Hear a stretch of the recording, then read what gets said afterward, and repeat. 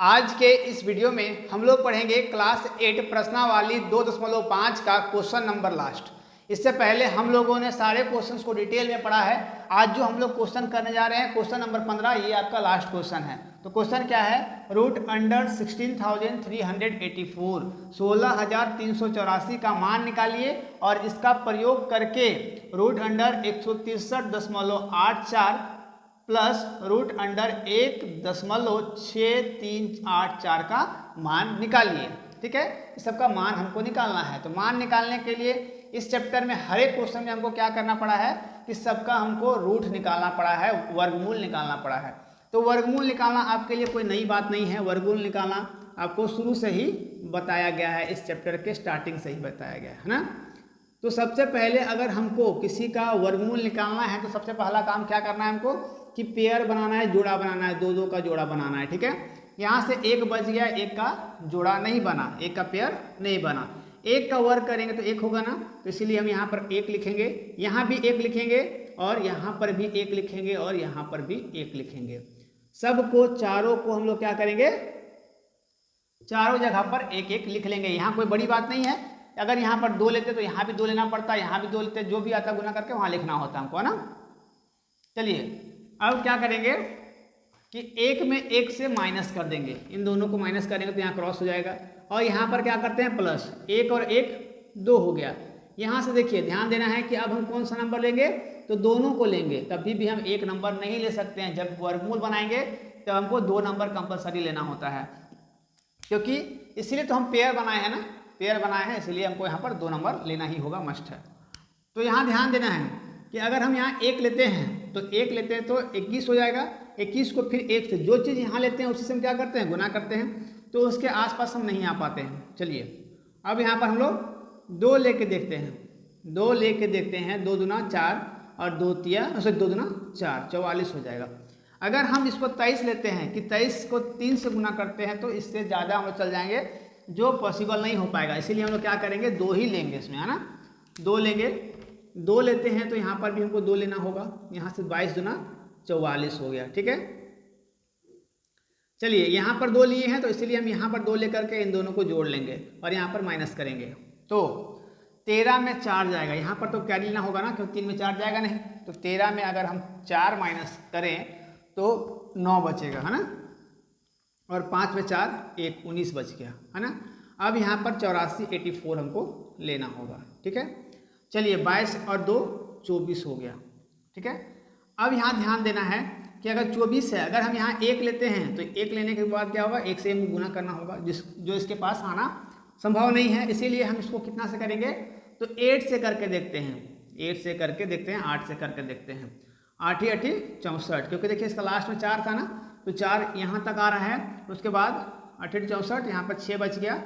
8 चौका 32, 32 और 6 38 हो जाएगा, 38। यहाँ से कैरी 3, 8 दूना 16, 16 और 3 19, 1984 ये पूरा कट जा रहा है। कितना हो रहा है, 1984, 1984 ये पूरा आपका कट जा रहा है। कितना बार में कटा है, तो 8 बार में। जब यहाँ 8 लेंगे तो यहाँ पर भी हमको 8 लेना होगा, तो ये पूरा कैंसिल हो जाएगा, यहाँ पर सब कुछ कट जाएगा, है ना। तो इसका वर्गमूल कितना निकला, 16,384 का वर्गमूल जो निकला 16,384, 16,384 का वर्गमूल क्या निकला, तो 128 निकला, है ना। चलिए यहाँ तक तो इसका वर्गमूल निकाल लिए, इसका मान हम लोग निकाल लिए। अब क्वेश्चन में क्या है, इसका मान निकाल लीजिए, उसके बाद और इसका उपयोग करके इन दोनों का भी मान निकालना है हमको। ठीक है, तो चलिए ये नंबर सेम है, बस इसमें दशमलव लगा हुआ है, यहाँ भी दशमलव लगा हुआ है।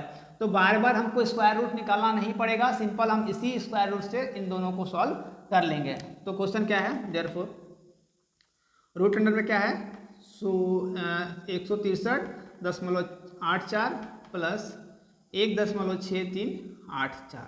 ठीक है, तो यहाँ पर ध्यान देना है कि यहाँ पर 2 अंक पहले रूट में है, इसीलिए तो जब यहाँ 2 अंक है रूट से बाहर निकालेंगे तो 1 अंक पहले जो है, यहाँ पर 1 अंक पहले दशमलव लग जाएगा। क्यों, क्योंकि यहाँ 2 अंक है, 2 अंक है, रूट के अंदर में है, इसीलिए अगर ये बाहर निकालेंगे तो 1 अंक पहले हो जाएगा, इसीलिए 1 अंक पहले हम लोग यहाँ पर लिख दिए।